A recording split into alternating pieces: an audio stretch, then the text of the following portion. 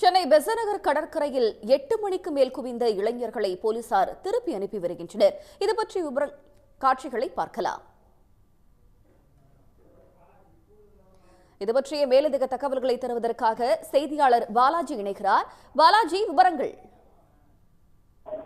புத்தாண்டு கொண்டாட்டத்தை பாதுகாப்பு பணிக்காக சென்னையில் 18,000 காவலர்கள் பணியில் ஈடுபடுத்தப்படுவார்கள் என்று ஏற்கனவே சென்னை மாநகர காவல்துறை தரப்பிலும் தெரிவிக்கப்பட்டிருந்தது. அதன் அடிப்படையில் இன்று மாலை முதலே இந்த புத்தாண்டு கொண்டாட்டத்திற்கு பொதுமக்கள் சென்னையில் தயாராகிறார்கள். சென்னையின் பல்வேறு பகுதிகளிலுமே போலீசாரின் பாதுகாப்பு என்பது தற்போது பலப்படுத்தப்பட்டுள்ளது.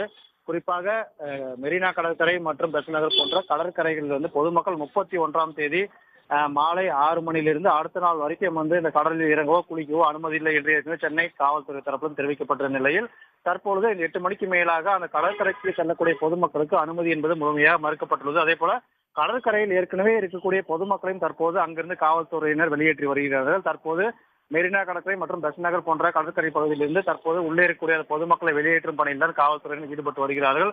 குறிப்பாக இந்த 1 மணி வரை அந்த கடற்கரை சாலைகளில் மட்டுமே பொதுமக்கள் அந்த புத்தாண்டை கொண்டாட அனுமதி வழங்கியிருக்கிற சூழ்நிலையில் 1 மணிக்கு பிறகாக அந்த புத்தாண்டு கொண்டாட்டத்தை முழுமையாக முடித்துக் கொள்ள வேண்டும் என்றும் ஏற்கனவே காவல்துறை தரப்பிலிருந்து அறிவுறுத்தல் வழங்கப்பட்ட அடிப்படையில் சென்னை முழுவதுமே பல்வேறு இடங்களில் காவல்துறை தற்போது பேரிகேடுகள் அமைத்து முழுமையான பாதுகாப்பு பணியில் தான் ஈடுபட்டு வராங்க. தங்களுடைய தற்போதைய விவரங்களுக்கு நன்றி பாலாஜி. மேலதிக விவரங்களுக்கு இணைந்திருங்கள். உடனுக்குடன் செய்திகளை தெரிந்து கொள்ள சன் நியூஸ் பெல் ஐகானை கிளிக் பண்ணுங்க.